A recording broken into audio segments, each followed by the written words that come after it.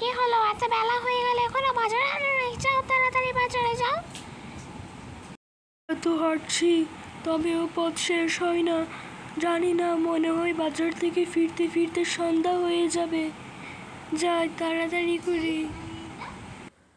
বাজার তো করা শেষ, বাড়ি ফিরতে আরো কত পথ বাকি। আরে এটা কি যেন আসছে, এখান থেকে তাড়াতাড়ি পালিয়ে যায়। এটা কি? আমি তোকে আজকে খাবো, এত দেরি করে বাসায় আসা। তো আমাকে দেখে বেহুশ হয়ে গেছে, এত ভারী বাবা রে। যা, চালের উপর জায়গা